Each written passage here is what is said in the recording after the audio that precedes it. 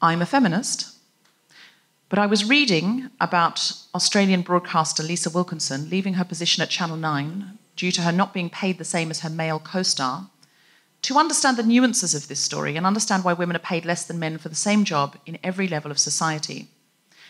And I ended up on a Pinterest page of Lisa Wilkinson's 10 best hairstyles. And then Googling a black and lime dress she was wearing and finding out if it was still available and in my size and ordering it.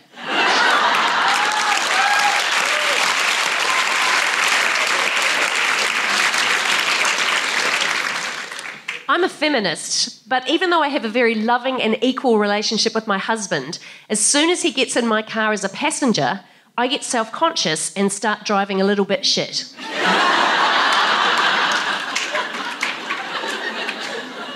He doesn't say anything. I'm just like, oh, I'm not competent. It just happens. I do know that feeling.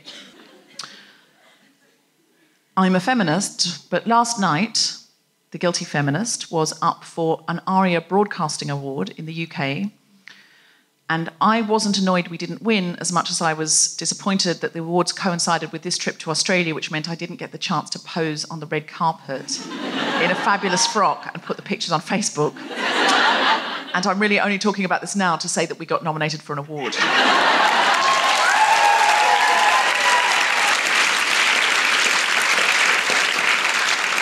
And I think we should have won, but then I found out the guy that won that he talked about sad things. Oh. Yeah, he talked about someone dying. Basically, this is a man cried. If I cried, people would go get it together. If a man cries, give him a prize. That's true. That is true. Men get rewarded for tears because it's like, oh my God, he's handsome and vulnerable. Come on now. No, it is good when men cry because they don't cry enough and then they end up punching and shooting instead. But I still think there's no need for prizes.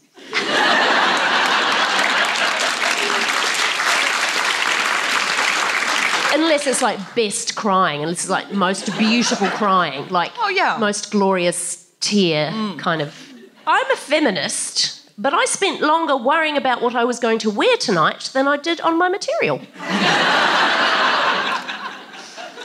Well, it's worked out. Thanks. If you're listening at home, Cal is in a fabulous dress. Yes, I bought it in Darwin. And the reason I bought it was that it was a hot day in Darwin because it was Darwin.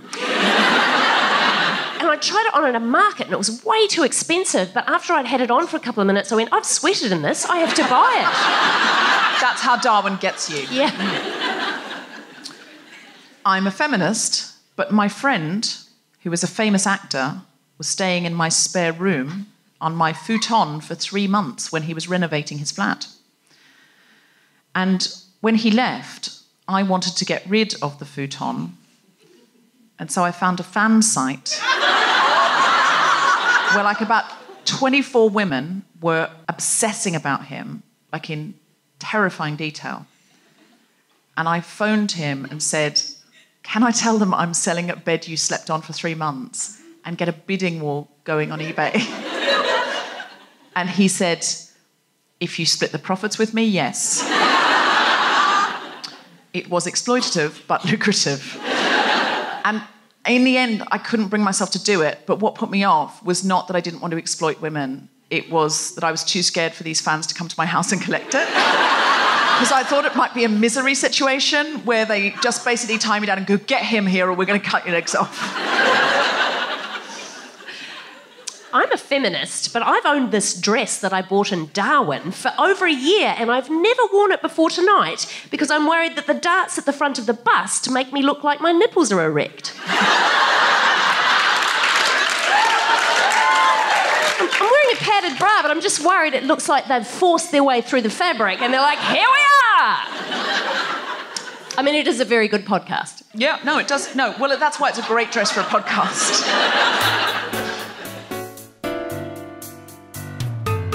Live from the State Library of Queensland in Brisbane, the Spontaneity Shop presents The Guilty Feminist with Deborah Frances-White and guest co-host Al Wilson. Very special guest, Michelle Moore, talking about sexy. Guilty Feminist, the podcast in which we explore our noble goals as 21st century feminists and the hypocrisies and insecurities which undermine them. I've just realised there's a box on the table. Oh, it's not a bomb. Someone just said it's not a bomb, which is not reassuring. Why would you say that? It's a box and it says, I'm a feminist, but I still refer to my strong, hard-working, calloused, cracked, broad, cocoa-stained mitts as man hands. Cocoa bean down under, the Guilty Feminist. This is from Fran. Is this a present? Fuck the fuck off. We asked for snacks Fran provided. We asked for snacks. We asked... This is really hard because we didn't get to have a snack before the show. I had a little nap because we had to get up really early for a plane because we were booked on a really early plane. And I was thinking, I'm really hungry. And now this is like torture. Oh, my God. I might have to have a bit of one. Also... Nobody's gone for that. They've like, Thank you, Fran. Could you please call your beautiful cocoa-stained mitts Fran hands instead? Oh, very good. I'm so want a cake. Now... That's why I moved them just out of your... When you're doing your stand-up, I'm going to eat cake. Don't be distracted by it. In that case, I will do the same for you. Great. It's only fair. All right. So we always pick a theme, and we've done some quite serious ones lately. We've done faith, we've done minefields. There's been a lot of political stuff going on. I don't know if you've noticed, the world's gone fucking mad.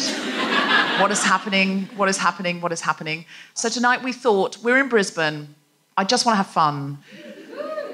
Tonight's theme is sexy. Just felt like doing something.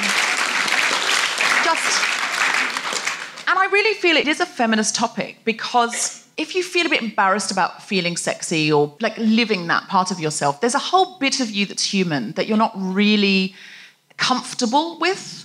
And you're sort of always leaving a bit of yourself at the door. You're a bit embarrassed or ashamed by part of yourself. And it does affect how full and open and loud and proud and you can be as a human being. And women are constantly shamed for their sexuality. Mm-hmm. We feel a bit embarrassed about wanting sex. Or we're on the bus and we're going to work and it's like not convenient. It's not appropriate. Or, I don't know, like, there's that thing that guys... I saw a TED Talk recently, and this woman, she was like a sex expert, and she said the most common position for married couples is doggy style. No, not what you're thinking. It means he's begging, he's sitting up and begging, and she's rolling over and playing dead. And I was like, oh, come on. That is not what I know. Many women I know closely where we have those intimate Sex and the City brunch conversations tell me that the problem is that they have a higher sex drive than their male partner. And might perhaps use phrases like, Jesus, you're wearing me out. I haven't heard that. I might have heard that. Saying. Yeah. So it's important that we kind of own it, feel it, take charge of it, I think. So that's why tonight... The Guilty Feminist is going sexy. We are bringing sexy back.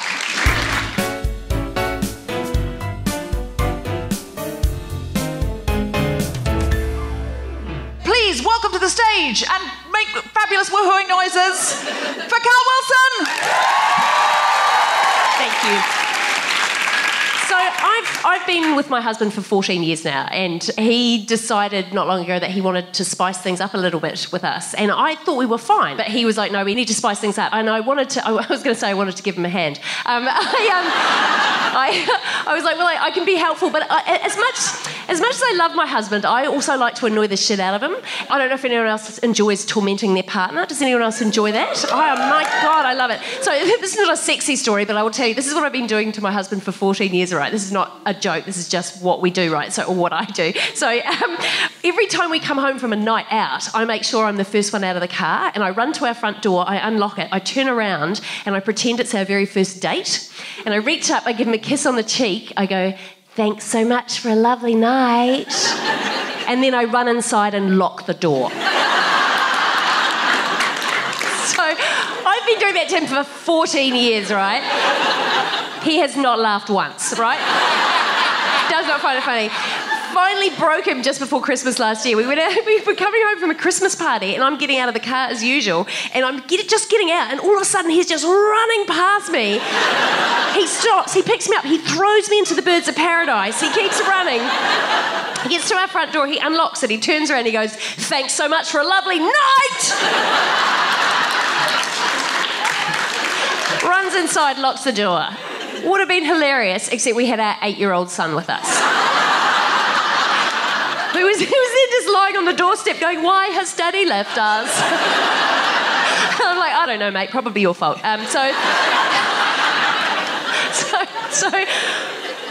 when my husband said he wanted to spice things up a bit, I was like, all right, I can help, but I can also continue to be annoying. And so what I did was I let him get into bed first and I went into the bathroom. I do this all the time, right? It's not a one-off, right? So he gets into bed, I go into the bathroom to prepare. So what I do is I go and I get my plate, I put my plate in. Because I grind my teeth in my sleep. What a catch. And then I get my paw ointment and I put it all over my lips. And then I put it all around my lips. And then I do my nostrils with it. And then I smooth down my eyebrows. I give myself a nice all-over sheen on the face. And then I get my pink flannelette nightie. You guys are from Brisbane, you've probably never seen flannelette. It's like a blanket, but in clothing. So I get my pink flannelette nightie, which I got from Kmart when I first moved to Australia 14 years ago. It's got owls on it, still has some of its buttons. It's got a pocket and a peekaboo tear on the shoulder. I put that on, I got my paw ointment on, I've got my plate in, and then I commando crawl out of our bathroom into our bedroom and I come up over the end of our bed and I crawl towards him going, "You're a lucky, lucky man!"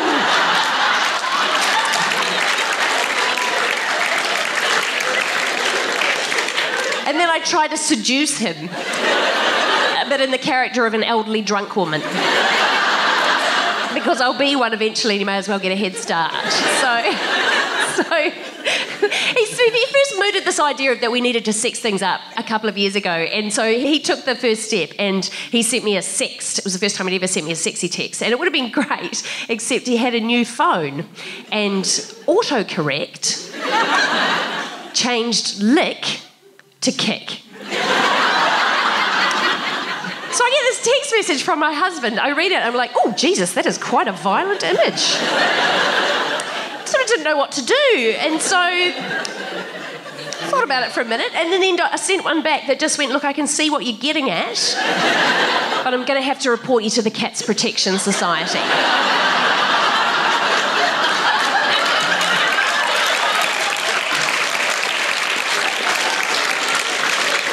If you can't work out what the text said, front row's got it sorted out. They'll let you... So what the text actually said was, "Come home quick so I can kick your pussy." That's what it said, right? So all it did was give me this mental image of our cat sitting in the passenger seat going, "Oh, fuck, don't go home, just drive.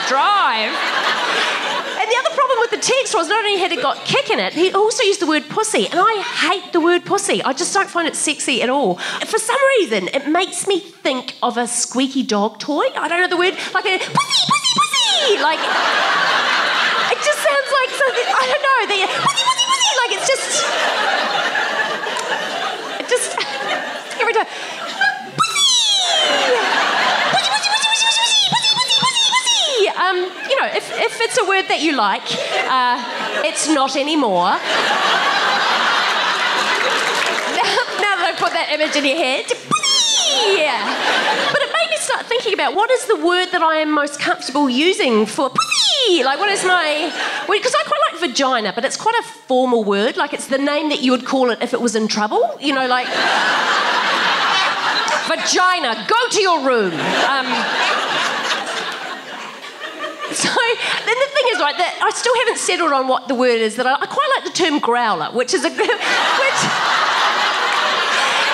one that we used to use at high school. I don't know if it was did you have it in Australia? I don't know if you had this. Yeah, because I like it because it sounds like a kind of little friendly Jack Russell that's up for anything. Like,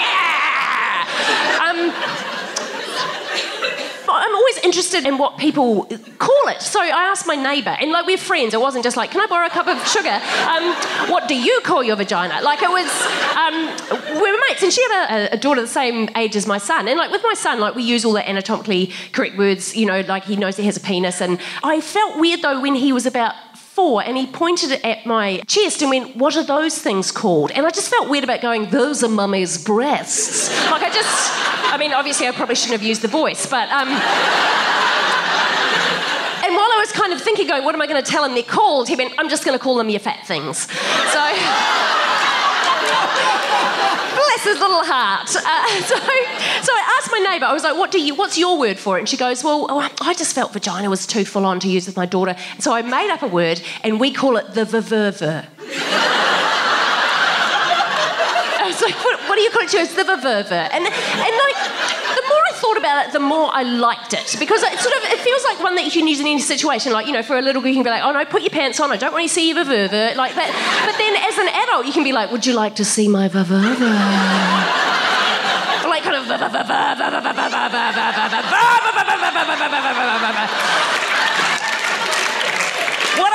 I like is that all the women in the room are really into that and the guys are like, "Ha ha, I'm scared. I'm turned on but I'm scared."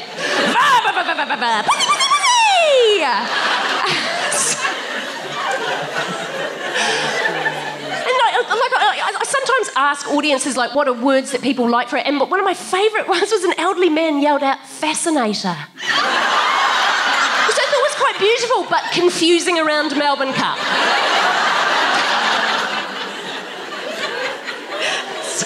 So my husband has said, he wants things to be sexier. And so I've realised that, as a New Zealander, I've married an Australian and both countries are cross about that. But he has married a woman who has the least attractive accent to him in the world. And I was like, how can I make myself sound sexier? Like, who has the sexiest voice in Australia? And I've worked it out. It's the women that do the voiceovers on Channel 10. They have the sexiest voices because whatever they're talking about, they sound a little bit too turned on by it. Do you know the women I mean? They say stuff like, "Coming up after the break. Master Chef." It's like, whatever they're talking about, they're just a little bit too aroused. Like, it's like, "Tonight on A Current Affair, is sushi killing your family?" They could be talking about something horrific and terrible. They could be like, "Bus crash in India, hundreds killed." Like, they're just too into it. So I have started using that voice around the house on my husband, but just on really boring shit. So I'll be like, "Would you like Vegemite on your toast?" "Have you seen our son's school bag? Someone's stolen our wheelie bin."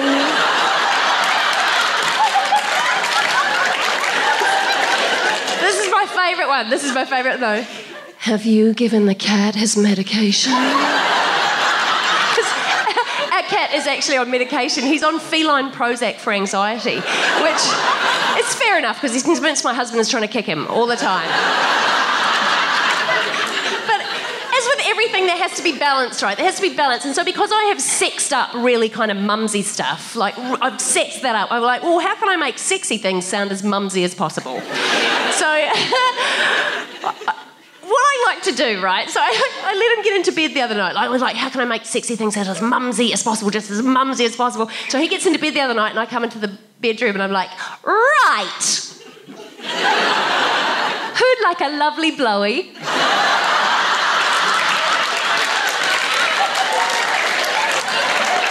Because of course he would, but not like that. And I'm so terrible to him. This is so terrible.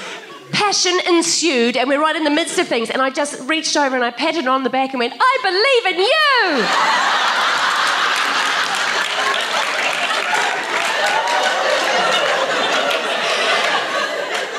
What I'm really happy about is that my husband does not listen to this podcast. So, thank you.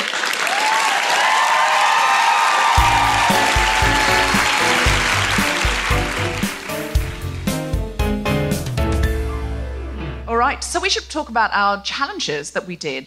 We got here and we decided we needed to do a challenge, and we wanted to do that challenge in Brisbane. So we Googled sexy Brisbane.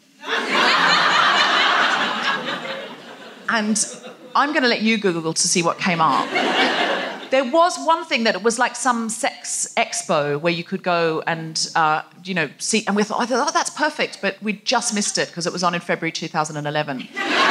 So it's nice that Brisbane wants to commemorate it by still having it up. Still had it up. It comes up quite at the top of the Google. Sexy Brisbane 2011. Something sexy happened. So we were like, this is disappointing, Brisbane. And Cal said the idea of sexy lingerie was sort of one of those things where it's sort of for other women. I don't know if anyone feels that. I guess I've struggled all my life with feeling sexy. And as a comedian, my job is not to be sexy. And I spend a lot of time thinking about what I'm going to wear on stage when I do stand-up because I don't want to look sexy because that's not what I'm there for. But I have to really think about, okay, what is this dress saying? Or, men can walk on stage in a flannel shirt and skinny jeans and do their comedy and that's fine. But as a woman, everyone's going, what's she wearing? Oh, high heels. Oh, I wonder if she'll trip over in those. Maybe that's just me. That's me projecting. So I feel like I don't tend to explore that very much. I was a very late developer as a teenager. I was the last girl in my class to get a bra, which I knew because every time we had PE, one of the girls would stand up and go, "Who's got a bra?" And everybody else did except for me. So I eventually asked my mum to take me bra shopping, and she took me to the department store because you always go to a department store to get your first bra, right? Sure. And the women that run the bra department are always about 90 and they're like sort of beautifully upholstered like sofas, like they're all quite sort of, they have magnificent bosoms, like they're all kind of structured and they have hair that they did on purpose and they're kind of, there's... And so in Christchurch, the department store where you go to get your first bra is called Ballantyne's, and it's like someone been to Ballantyne's? I am Ballantyne's. So my mum took me to Ballantyne's and we got up to the bra section and my mum said very proudly, "I've come to get my daughter her first bra." And the woman looked at me and went, "We don't make them that small. Have you thought about a camisole?" And so I was deeply traumatised by that. I went home, a little bit more traumatised by the fact I overheard my mum laughing about it on the phone with one of her friends.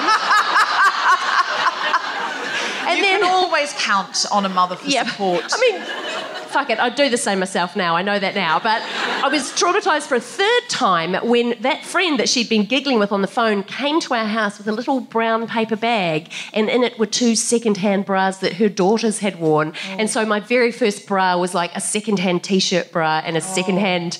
and I used to say, they weren't A cups, they were egg cups. Like, it was like, they were tiny bras. But so ever since then, I've found, like, bra shopping quite traumatic. And there's an added weirdness. I went in to get a sensible bra not long ago, and the woman in the shop recognised me, and she went, "Oh, we've got a celebrity," as I was standing in the changing room. I was standing there, and someone else popped in to see who it was. Not someone who worked there, just an older lady who was like, "Oh, I wonder who it is." Like, just...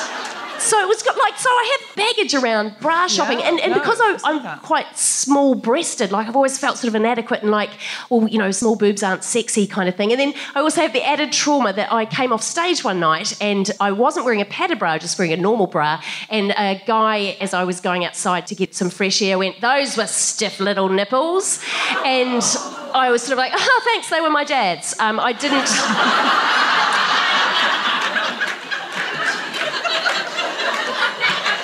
Ever since then, I've always been like, I've just got to wear a sensible padded bra so that no one... And this is why this dress is very confronting for me, because it's like, oh no, they've drilled their way through. Here they are. So the idea of buying sexy lingerie was quite challenging to me. And listen, we're not saying that lingerie equals sexy by any means. This was just something for both of us. But all my bras are like black. Like, some of them are kind of lacy and they're nice. It's not that I don't ever do that kind of thing. But to go out of my way to go and buy something that's a little bit more out of my comfort zone and just sort of present myself, like I'm going to go down the street feeling like sexy under my clothes. So we just thought, look, this is a fun challenge. We'll go lingerie shopping together. I said to Cal, because it's for the podcast, obviously if you want to buy anything, the podcast will pick up. I'm not expecting, it's a challenge for the podcast. I'm not expecting you to pay for it. Cal then pointed at this shop, which is called, what's it called? Do we need to give them advertising? Do you want to say what the name is? Yeah, because I think people here might know it. So they're Honey Burdette, right? Honey Burdette? I've never been in that shop before. A Honey Burdette sounds like something that you would get at a deli. There would be a delicious, small, that maybe Fran might have made, like a little kind of cakey thing, like, oh, I'll have one of those Honey Burdettes and a salted caramel muffin. And so Hal said, oh, Honey Burdette, they do nice lingerie. They do sexy fancy lingerie. Things. So we go in, and we're both looking, and it is quite fetishy. It's not like La Perla or anything like that. It's not sort of... There's a lot of scaffolding. There's also, they sell sort of riding crops and... Latex leggings. A lot of latex and vibrators, as well as the sort of bra and like suspenders and stuff like that. So we were both a bit uncomfortable in there, but we were like, no, this is good, this is good, this is good. It's good that we're uncomfortable. This is what it's for. Let's just explore this side and see if we can sort of go, yes, this is who we are. We're the kind of women who wear sexy bras. And who don't feel at all weird about being in a sexy bra shop together, one of them having said to the other, I will pay for your knickers. Well, that's where it got awkward, because I went, God, if I were a man now, I'd be Harvey Weinstein. Because I've said to someone who is working on my podcast, so do you want to come and do this podcast, you know, it's talking about feminism? Yeah, I love the podcast. Yeah, definitely. Why don't we do a challenge where I buy you knickers? What? Yeah, I want to buy you a bra, and I want to take you shopping for the bra, and I'm going to pay for it. You don't owe me anything. Yep. Like, that's right. Yep. But we didn't realise that till we were in the shop, and then we went, is this weird? No. And we decided it wasn't weird. No, it wasn't weird. And then Deborah asked me to send her a photo of me wearing the lingerie. No, come on. It was a reasonable request given what she chose. Now, I'm sort of looking at the black, because that's what I always look at. And there was sort of a black bra that looked like it was like handcuffs sort of coming up to the neck. And I was like, oh, that's quite provocative. Cal goes over to a section which I can only call Mary Poppins fetish. It's basically, if Mary Poppins wanted a dirty weekend, this is what she would wear. It's sort of like, it was Caucasian skin-coloured. They called it champagne. Not the colour of champagne. So I'm wearing it, right? So these are the straps, right? So it was like, I think my idea of sexiness must have been formed by watching like Carry On movies as a child or something. So, you know, where there's those fabulous like Hattie Jacques or whatever, and she's kind of covered in everything, but there's a lot of kind of strapping and bust and there's sort of that kind of pinky skin tone and suspender straps and stuff like that. And I was like, well, I'll give that one a crack. And I really liked it. I feel like I've got a carapace on, like so, because it goes from like here down to there, right? And it's got a lot of sort of strap work. Yeah, 2 pieces. Oh, it's 2 pieces. Because I was so short, I didn't need the third bit that joins the 2 together. There was a midriff. There was a midriff. She was like, she goes, looking at you. She was amazing. She was also like, we walked in and she was like 10C. You know, like she knew exactly. Yeah, she did. She could tell our sizes just from going like that. And then she said, everyone's always impressed when I can do that, but it's like Pretty Woman. It's like size 6. It's my job to know. That's what she said. Yes. So I put the stuff on and I feel like I've got a carapace. Like I feel quite powerful. I feel like a sex beetle, kind of like I feel... But what I realised as we were trying stuff on, I don't know, I've stood up. Also, what is happening is it's got... so I've got like stockings on and suspenders, but the ones at the backs, I haven't let them down long enough, and so they keep pinging off and striking me in the arse. Backstage, she just kept going, oh! Yes. So a wonderful guest that we have on later, we have known each other online. This is the first time we've physically met, and I am talking to her while just groping my own arse. But it's like, I don't know if you can see, but at the back, it's coming out of the dress, but it's proper scaffolded. Can you see like that? Yeah. I know. If you're listening at home, there's a lot of strappage. And it does look like... I said, is there a helmet that comes with that? I look like Madonna in the 80s, right? I've got that kind of whole thing going on. But I realised that I didn't like the little kind of frippery kind of fairy floss kitteny kind of things. I was like, I want to feel powerful. Like I think feeling sexy for me is obviously about feeling powerful rather than feeling about... You know, like it's not... You know, it's Madonna rather than Kylie. You know, like for me, when I looked at Kylie, I always felt like her sexuality was like, whatever you would like. And Madonna was like, what would I like? Like that, so I think that's what attracted to me. So it was that kind of old-fashioned lingerie. But then when I put the suspenders and stockings on, the stockings have got quite an industrial kind of band around the top. And it suddenly turned from being carry on to, you know there's a war on, like... I feel it got a bit practical. And then I also realised, because I was like, well, how weird is it to tell my husband that I'm in another city with a woman who has just bought me sexy underwear? And I was like, well, let's see if I can get something sexy out of this. So I texted him, I'm like, so the Guilty Feminist podcast is paying for me to have sexy lingerie, and I get excellent back. And then I text him and I go, shall I send you a photo? And I get, yep. And And then I was like, and this is my attempt at sexy talk. Instead of going, I'm going to fuck your brains out when I get home, I go, I'm going to book you in for Sunday night. And I get back, okay. Book you in? No, it's just, the block's on. The block's on? The block's on. It's a reality renovation. Oh, yeah, the block reality just show. like, we'll just... So after the block? I think we can probably record the block. She's gonna record the block. That's a big commitment. If you're listening internationally, that's a reality show about renovation that is uniquely Australian. And they've tried to make it work in other countries. Everyone's just like, what? No. But here, there is nothing sexier to Australians than finding an unrenovated property, buying mirrored surfaces and, selling it to somebody else for a crazy amount of money. Stop it. Flipping it. Flipping it. That's right, Australia. I'm going to do you up and flip you. I'm going to get you cheap and make you expensive. So I'm now in the situation where I have sent Deborah the photograph of me in the lingerie. It's lovely. She does look very... But I had a peep in the... She asked me to in the dressing room as well. And then we had a pillow fight, and she did look absolutely brilliant. And I had gone, oh, do you sure you want this sort of Caucasian skin-coloured sort of it feels a bit granny to me. But then when I saw it on, she was right. It was phenomenal. Sex gran. But now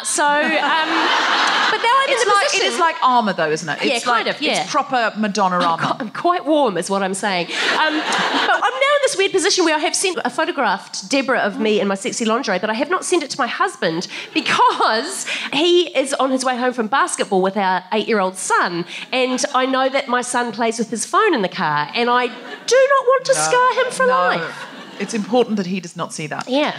So how did you go with the challenge, Deborah? The lady was offering me all of these sexy options, and I was just like, some of them had ropes on them. They did. They had ropes. It was all kind of bondagey and stuff, and it just didn't feel like me. It just felt, I don't know, there was something about it that actually, the lady ended up saying, put the one on Cal's got on, and I was like, that's too much. I can't be the Bobbsy twins with Cal. We can't leave in the same underwear and then do the show in the same underwear. That's too much. So I tried on these latex hot pants, and I could feel myself getting thrush. They looked good. I could feel thrush coming. I could feel it forming. I was just like, no. Give me a large cranberry juice and get these the fuck off. No. This is not okay. This is not okay. And I tried on, there was one bra that was kind of okay, but it was still black, and it still had that sort of, ooh, sexy black bra thing. And I was like, no, I need to do something different, and the only thing that would be different for me is colour. So we went into Maya. Department store, it's the Ballantines of Australia. It was. But then I felt really depressed because, firstly, Cal had got something from the fetish shop, and I was then in Maya, like I was shopping for a bra with my mum. Like it was just that feeling. So I did point out a camisole to you. She was like, oh, she said, what about a navy camisole? And I was like, fuck off. And I was just depressed and sad. And I was just like, and then I went in to try some stuff on, and it was 4-way mirrors, gang. Like, no. I know. That is the sound of women who understand. Yeah. Nobody needs 4-way mirrors with that overhead harsh lighting. I refuse to believe that's how I look. There's no need for it. It's torturous. And so I got really depressed. And then Cal saw this kind of hot pink iridescent bra and knicker set, and she said, what about that? Just go and try it on. And I tried it on, and I have to say, I did feel sort of iridescent and fabulous in it. And I was like, yeah. Even in the 4-way mirror, I was like, yeah, I can be hot pink. I can be magenta. I can be cerise. All of these sounds like names for people in girl bands, but yes, I can do this. So do you want to see what I ended up with? It's a strap purse. It's not sexual. I'll show you a little bit. It's more like a bikini top or something like that. Can you see? Did a man just get it off? Oh, sir, that is very dangerous in this room. Did a man just get it off? Was that you? There's a man, the man is looking behind him, definitely only someone, but there's only women behind you. And it was a man's voice. Oh, I've just realised that my bra's out. So do you see, it's kind of like a pink, I'm not going to take it all the way off, but just so you get the idea. To me, what it looks like, it's the sort of bra that you could streak through a hotel foyer in. And I may later this evening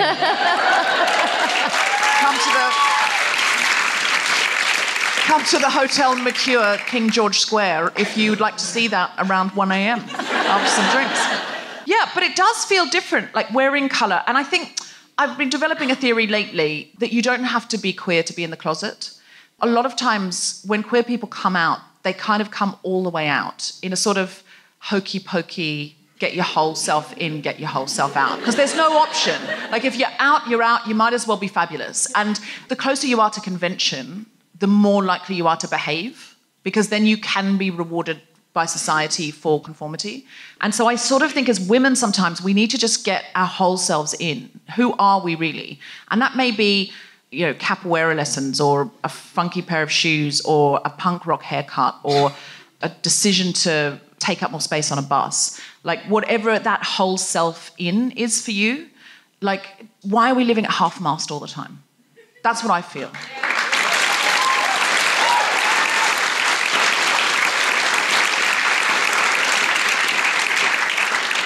I was going to say something very inappropriate about not saying that to a man. Why are you at half-mast? Yeah. But I mean, let's not encourage them.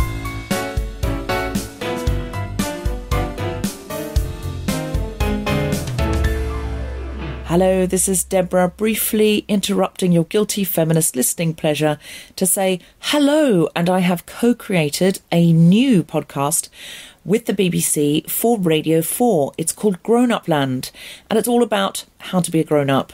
It features the wonderful Bisha Kayali, who you will know from The Guilty Feminist, the fabulous Mae Martin, who you will know from The Guilty Feminist, and the wonderful Ned Sedgwick, who you'll know from Global Pillage. It also features Steve Alley, who you've heard a lot about on the show each week, and guests. Last week's guest was Jess Foster-Q, so please tune in to Grown Up Land. If you just go to the BBC Radio 4 website and search for Grown Up Land, it'll be right there. Coming up is a trailer so you can hear how good it is yourself. Also, if you are in London, Global Pillage Season 6 begins this Saturday, 24th of March, 4 p.m. at King's Place. Please come along and be in our hive mind. We can't wait. And now, a little bit of Grown Up Land, and then back to the Guilty Feminist. Hi, I'm Mae Martin. I'm Bisha Kayali. And I'm Ned Sedgwick. And we're so excited to welcome you to a new podcast from BBC Radio 4, Grown Up Land. Each week, join us as we take a topic from the adult world that we're struggling to get our heads around and look to the grown up land of Radio 4 for answers and advice. Yeah, we really only look at the big, philosophically complex issues. How close do we have to be for you to get a friendship tattoo with me? I could do it for you. Oh, really? I've done it with a needle and a Bic pen. Wait, a needle and a Bic... Were you in prison? No, I was at a dinner party and things got out of hand. I mean, that is an out-of-hand dinner. When a dinner party gets out of hand for me, we crack into their parents' port. Like, we know... Not only that, but every week I'll roam Grown Up Land in search of a new challenge. I've literally just pierced my ear for this programme, and I have some regrets. So I just got a phone to a couple of piercers. I'm just going to go and get a simple ear piercing, just walk in. A lot of people weren't okay with me recording it. Not really sure what they didn't want me recording. Just relax. I'll try. Can't feel them. So, how was it? The kind of fear of the pain has passed, and now the fear of my friends seeing their saddest mate with a piercing is kind of set in. We'll also be joined by a special guest each week to try to unpick your dilemmas and solve your problems. This week our guest is Ed Knight. He's a stand-up comedian. He was nominated for Best Newcomer at the Edinburgh Fringe Festival this year. Hello. Hello. Thanks for having me. Okay, this is a question from @Henzers. When I was 10, I wanted to be an accountant desperately. Maths was always my fave subject. I ended up in recruitment and now I'm kind of lost. It sounds like their bliss is accounting. Yeah. Follow your bliss. Yeah. And also make it your you. side hustle until your side hustle becomes your hustle. Like, just do it on the side. Start writing sums in the dust on cars. Yeah. Toilet walls, whatever.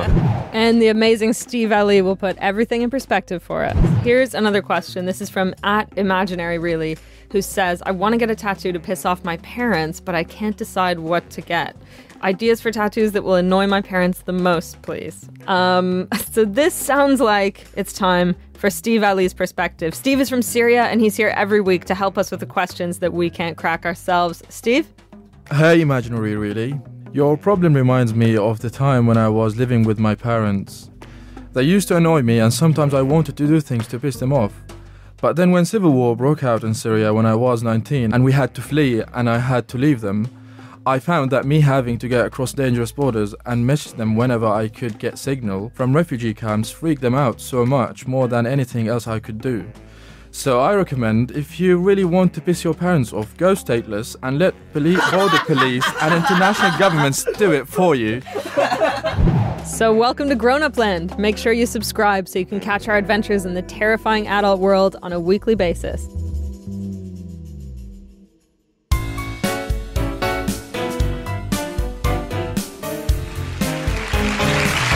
Would you please welcome to the stage Deborah Frances-White?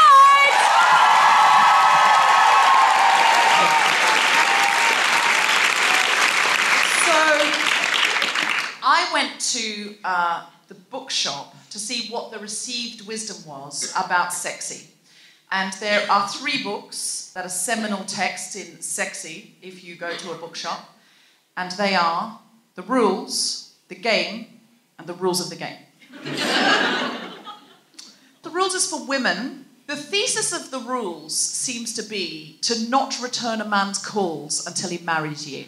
That is it in a nutshell. It has advice like, don't drink on dates.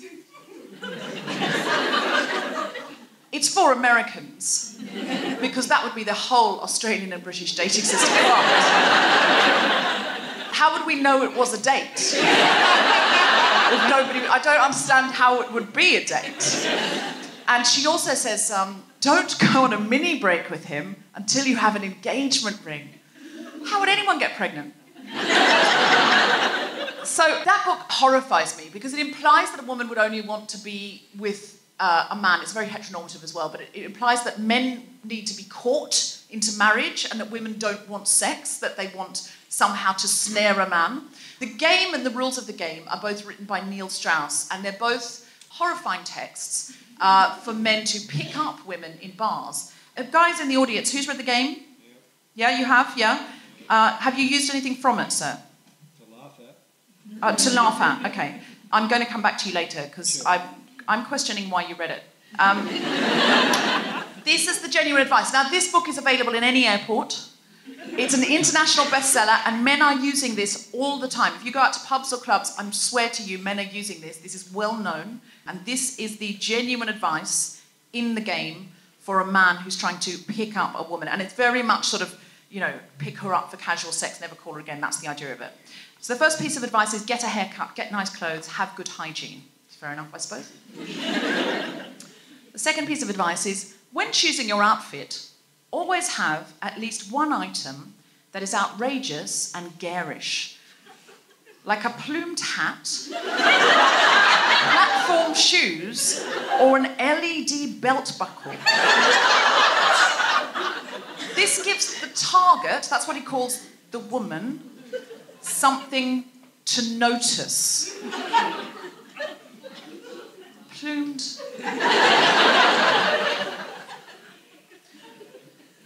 So now you have a man approaching you with a plumed hat, glam rock heels, and your name in lights on his belt buckle. When approaching, never approach directly from behind. It's too creepy. Never approach directly from ahead. It's too confrontational. The best, least creepy, least confrontational approaches are from 10 and 2 o'clock. I wasn't going to shag him, but he came at me from 10 to 2 and I melted. Create a false social constraint to make her feel safe. For example, if I weren't gay, you would so be mine. Now, with the plumed hat and the theatrical downstage entrance, I'd sort of assumed you were gay anyway at this point. But how that's going to help you get a girl into bed is not clear. Well, it wasn't clear to me. I had to ask some men about this. Do you know what it is? It's They assess that a woman is more likely to confide in a gay man and let her defences down. And then at a crucial point you say, I've never been attracted to a woman before, but you're special. Yeah, a woman they're actually gagged. I think she just realised what happened to her in a bar last week. Carry props like magic tricks and palm reading equipment. Magic tricks and palm reading equipment. Plumed hat, 10 to 2, I'm gay, ace of spades. Get her to help you make a list. For example, tell her you've forgotten the names of all the oceans. Avoid creepy lists like serial killers. Now, I think if Neil Strauss thinks that even one of his readers, when asked to come up with a category for lists like oceans, goes to serial killers, he should not be advising that man to keep that a secret until he gets the woman back to his place and shows her his extensive collection of Ted Bundy tea towels. Insult her while complimenting her at the same time. For example, you're too good for that dress. Is it because you lack confidence? No, it's because I lack a restraining order. This is called negging. Have you ever had a man do this to you? Yeah. This is very common. If you get the target back to your place, how? You've just done a magic trick and told her she's ugly. You'll need other props too. Like condoms and lube packets. Lube packets are...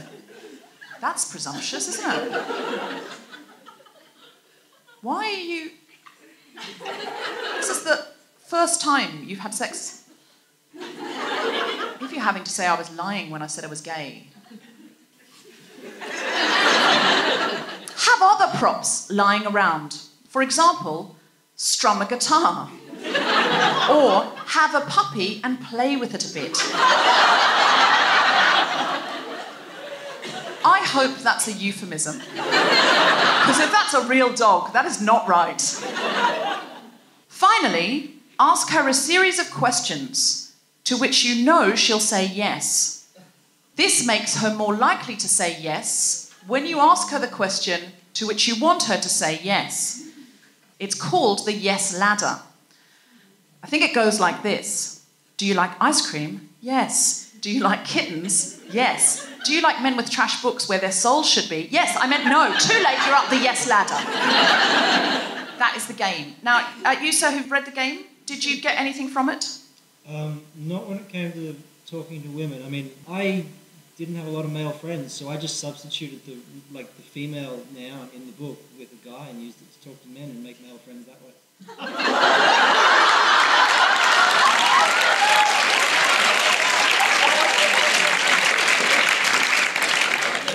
We're putting hats and stuff, so God only knows, but you know. Yeah, so for the listeners at home, if you didn't hear that, the chap in the audience, sorry, I don't know your name? Kieran in the audience just said he didn't have a lot of male friends. He didn't want to pick up women, but he wanted to make more male friends, so he used everything in the book to make male friends.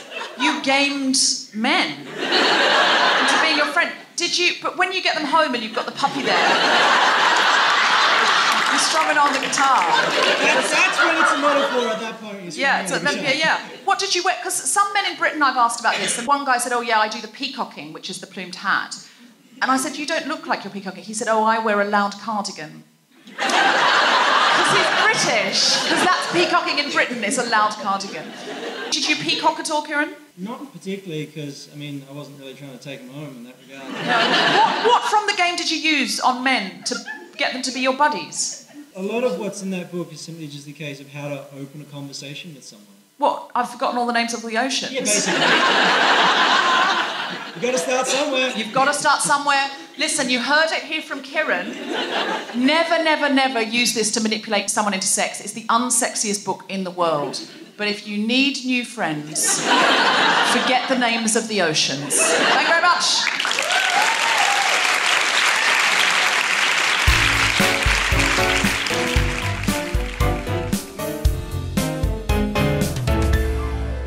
So, would you like to meet our fabulous guest?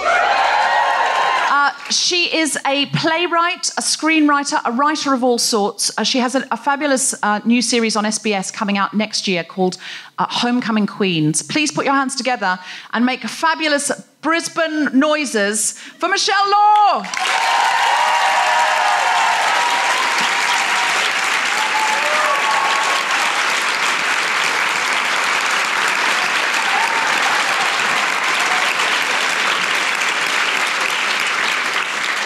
So, Michelle, how are you? I'm very well. Would you like a cupcake?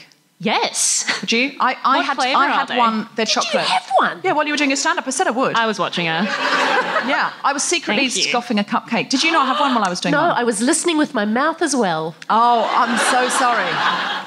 So you're doing this amazing show called Homecoming Queens.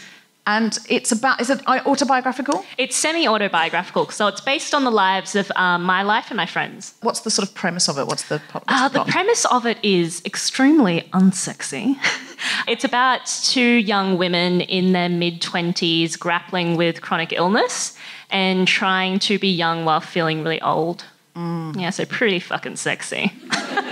But that's interesting, isn't it? Because if you are taken by either illness or disability when you're young, you can feel it robs you of your sexuality because society is holding up something else as sexy. What are the conditions in the television show? Mine is alopecia. So I've had alopecia since I was a teenager and I've sort of had it on and off. If you don't know about it, it's an autoimmune disease that makes your head hair fall out. There are other types that are more extreme that cause all your head hair to fall out and all of the body hair to fall out. So I've got sort of an in-between version of it where it's like totalist and universalist. So I've lost all my hair. So this is a wig. And also my eyebrows and some of my eyelashes as well. So you had alopecia very young. Yeah. And then your friend in the show... My friend in the show, Chloe, she, when she was 22, got breast cancer. And she was sort of used as a case by the doctors as like, this is completely baffling because she doesn't have the gene. She didn't really have that much of a history of it in her family. She went in and got a lump biopsied on a Tuesday and then had a mastectomy on the Friday. Oh, my God. How do you work through that? I mean, so we're going, we're not sure we feel sexy in bras or we're the kind of women who can kind of do all that. But when you've got that extra element, how do you conquer that? How do you realise that you are sexy as yourself? Well, it's interesting. I won't speak on Chloe's behalf because she is a non-binary person, but she's okay with female pronouns. Right. So she's sort of going through her own journey of what it means to be a non-binary person who has a very feminine illness. Whereas for me, I'm a cis woman. I grew up and lost my hair in the first year of high school, which is the best time to lose it, really. Yeah, Let's be honest. If you're going to lose it, if you're going to lose it, you've got to go fucking all out. That is peak relaxing time to lose it. Absolutely. Yeah. So I first started losing my hair when I was 12, 13, and I pretty much was bald after a period of about 6 months. And so when I went to school, I'd wear bandanas. I'd always be questioned by people about, if it was a religious thing or if I was a lesbian or whether it was a fashion statement. And I remember feeling just this intense feeling of I wasn't allowed to be sexy or I wasn't allowed to have crushes on boys because what could I offer them? Which is quite a heartbreaking thing. And when I look back at like little Michelle, it's like, oh, little Michelle, you're all right. But it is a harrowing thing to lose a signifier of sexiness and femininity at an age where you are noticing people that you're sexually attracted to and wanting to feel sexy as well. And I remember feeling like I wasn't allowed to wear feminine clothing. So I would wear like a lot of hand-me-downs from my brother, like, some khaki shorts and an old T-shirt or very neutral colours because I didn't really want to be seen. Yeah, so it was this really interesting dichotomy of you're at an age where you want to be noticed, but at the same time I really wanted to be invisible as well. And so when did you sort of come to terms with it and realise that it was okay and that you could be sexy? And gosh, I think it's a bit of an ongoing journey. I think even before that I never really felt like a sexy person. Well, if you're only 12, that's right. That's correct. Well, that's true. Well, I guess maybe the thing is that journey was a bit stunted, and I'm still coming to terms with it now. I guess it's this ongoing feeling of, like, what does it actually mean to be sexy? And you guys were chatting about that before, and that's having confidence in yourself and owning who you are. And I think I've gotten better at that as I've gotten much older. And it sounds really awful, but it was when my hair grew back, and then I felt like, my life is back on track. And then when it fell out again, I was like, well, fuck, now I've really got to sort my shit out. That was when I really had to face the fact that this was going to be my life. I always had this expectation of, when my hair grows back, that's when I'll be a whole person, or, that's when I'll look like who I'm supposed to be. But it's like, this is who you are, mate.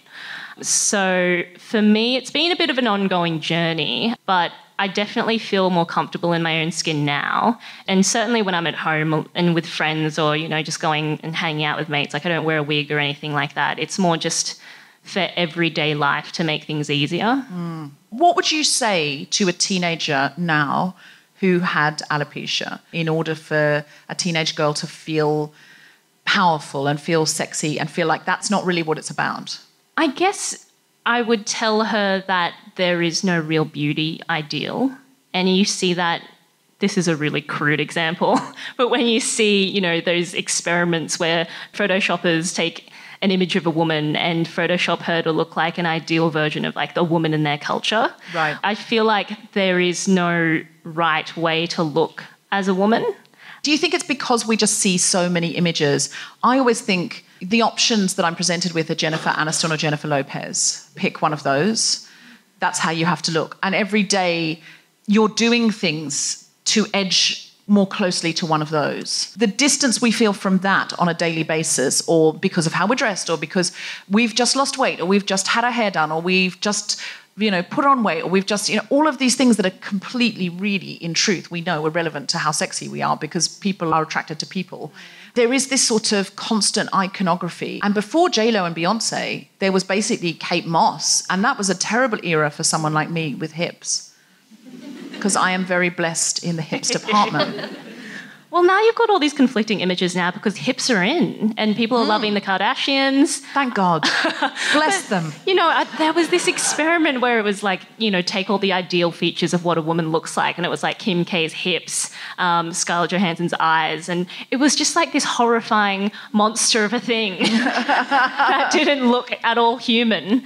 I think for me, as well, growing up in quite a monoculture, I was born and grew up on the Sunshine Coast in Queensland, and we were one of the few Asian families, and like not only not seeing people who looks like me at school or in town, and then seeing, media representation of what a woman is, which is like blonde and white and on Home and Away, that really compounded my sense of like, you don't look right, mate. Yeah, I feel that because I was raised on the Gold Coast. And there was an imagery there of like very petite women. The more petite you were and the more slight you were and the more sort of slightly childlike you were, the better it was. And certainly the more tanned your skin was. If there had been spray tans then, everything would have been different for me. I truly believe my whole life would have been different if spray tans had existed when I was a teenager. Young people today do not realise how lucky they are. Because they can just spray it on and they can just live on the Gold Coast and nobody needs to know. That is not the right message for you teenagers. That is a bad message. I am sorry, but that is true though. I would have just been like, make me tanned, because that was the thing to be, and I could never do it. My skin would just go red like a lobster, or freckly, or white. I mean, and this is, I am literally complaining about my white privilege. I'm so sorry. I am so sorry. I feel so bad, Michelle. I'm just saying... I've just finished reading Why I'm No Longer Talking to White People About Race by this British author named Rennie Edo-Lodge. And I've since been having a lot of conversations with white female friends where they'll sort of apologise to me. And I'm like, oh, mate, it's all right. I don't need you to apologise. I just need you to choose to do better things.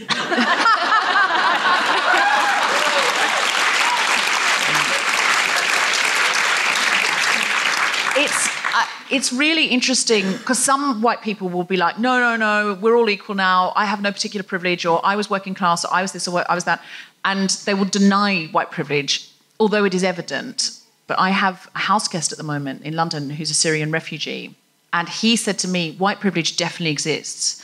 I feel it, because he's quite light-skinned. So he looks quite white. And he said, my friends who are browner than me, I see the way people treat me compared to them. He said, I get treated so much better. He said, I knew if I could get into the UK, I would get political asylum. He said, I very much feel I have Syrian privilege and white privilege. And I was like, man alive, like what he's been through, war zones, and he was a firefighter in the Calais jungle for 2 years. And he's sitting there telling me about his privilege. And I think, God, it's so interesting. The less you have sometimes, the more you can see what you have. Absolutely. And what really hit me in the book when I finished reading it was that she talks about the fact that the problem with racism is the concept of whiteness, and it's so uncomfortable and difficult to grapple with this idea of whiteness as a race and also whiteness as a culture and a political paradigm. Also the fact that it shouldn't be our job to fix things, but that's what we've been doing all our lives, but it's really on other people to make themselves better or more aware. And it seems to be often white people, and I'm probably the same, like you're like, oh, shit, I want to get better at this. I will ask my non-white friend what I can do, but it's not your job. Like, it's my job to educate myself and read the book that you're talking about or you know, find my own way to find my information rather than kind of go, could you just do some more work on that for me? Yeah, it's a lot of emotional Could you write me a 10-point plan for how I can be better to you? And could you break it down a little bit more than that? Because I feel like, how do I make your life easier? Write me a 3,000-word essay on that. So what books would you recommend we read so that we don't ask you? Well, I actually had a year of reading people of colour only. I didn't feel like that was exclusionary at all because my entire life I have been reading white authors and not realised. And I studied writing at university and was taught white authors by white people. And it wasn't until I sort of started self-educating myself and realising that there are so many global stories out there, there are so many migrant stories, that the world sort of blew up for me in terms of not only literature but just worldviews and politics and things like that. And I think the main thing is also just not seeing whiteness as neutral. Right. Yeah. You read the tagline for a movie and it's like, she's trying to find love. And it's always the assumption that a white woman's trying to find love. You know, Renée Edo-Lodge talks in the book about how when the Harry Potter movies were coming out, she was in love with Hermione. She was her favourite character and she was the right age and she wanted to audition for Hermione, but she knew that it was hopeless because she's black. The Harry Potter play in the West End, they do have a black Hermione. Yeah, they cast a black actress. And there was a huge controversy about it, but J.K. Rowling actually never stipulates anything about Hermione's race in the books. No, I think she said she has dark curly hair and she's like, it makes total sense that she's black. But but people are like, you know, it's a bit like the female Ghostbusters. People go, you ruined my childhood. And you go, But if that's going to ruin your childhood, you really need to reassess how your life's gone to date and what you're going to do with it going forward. Because also, I think you can only ruin someone's childhood at the time. I don't think you can retrospectively ruin it. Like I can't go, oh, Deborah, you ruined my wedding that was 10 years ago by not being there. Like, no, it's you happened. Didn't invite me. I didn't know you. Well, whose fault is that? Also, like, the new Doctor Who is going to be a woman, which I am so excited about. And, like, there's a fantastic photo of the women Ghostbusters and there's a wee girl just gazing up at them with such adoration and delight. And it's so beautiful. We go, that little girl has just seen herself up there and knows that it's possible. Like, it's so exciting. Representation is everything. Like, it makes such a difference to see yourself. Yeah, that's right. And it's interesting what you were saying as well about making yourself visible, because that's really been the bedrock of my career. Growing up, I really wanted to be an actor, but I knew that I would never be able to do that unless I was playing masseuses or mail order brides. It's just the truth of it. And I would go to auditions and I'd have to put an accent on. And I have an Australian accent, like I'm so ochre. And so I'd have to go to auditions and pretend to be someone that I'm not. It wasn't until I was sort of having to figure out what I wanted to study at university, and I decided to study writing because I knew that it would give me more power and agency to create my own work. And that's what I've done with this show, which I am now acting in. Oh, you're acting in it? That's amazing. Right. Yeah.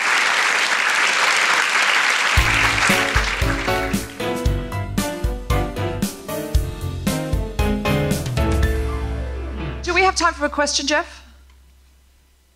No, we don't. The man told us no. No. The patriarchy. The patriarchy is telling us it's time to go home. So can you quickly plug your show, Michelle? Where can we see you? And this podcast is international, so... Oh, fantastic. You've got a play coming up at Belvoir Street Theatre? I have a play. It's the second run of my play that was at Le Bois Theatre in Brisbane at the start of this year. It's called Single Asian Female, and it's going to be the second show of the Belvoir Street Theatre season next year. And I've also got Homecoming Queens, and that's SBS's first online web series, and that's going to be on SBS On Demand in 2018 as well. Yay, fantastic.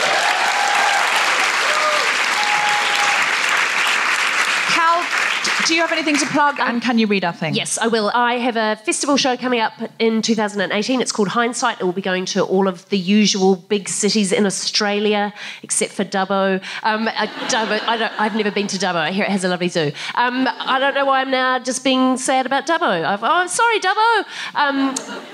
I have a festival show next year called Hindsight, which will be Melbourne International Comedy Festival, Sydney, Brisbane, Perth, Adelaide, Canberra. You can find me on Twitter at Calbo, C-A-L-B-O, and I would like you to follow The Guilty Feminist on Twitter at GuiltFemPod. You can check out our Instagram, instagram.com/TheGuiltyFeminist, like our Facebook page, sign up to our mailing list to get notified as soon as each new episode is released. I should be doing this in the sexy voice. And please... go to iTunes and rate, review and subscribe. Give it 5 stars out of 5 because it helps other people find the podcast.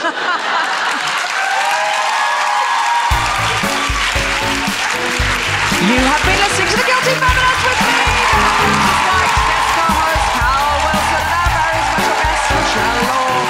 Sound engineer was Todd Walter. The producer was Tom Slinsky. This is Spontaneity Shop. Everyone a giant award. This one is all of you for listening. For more information about this and other episodes, visit guiltyfeminist.com.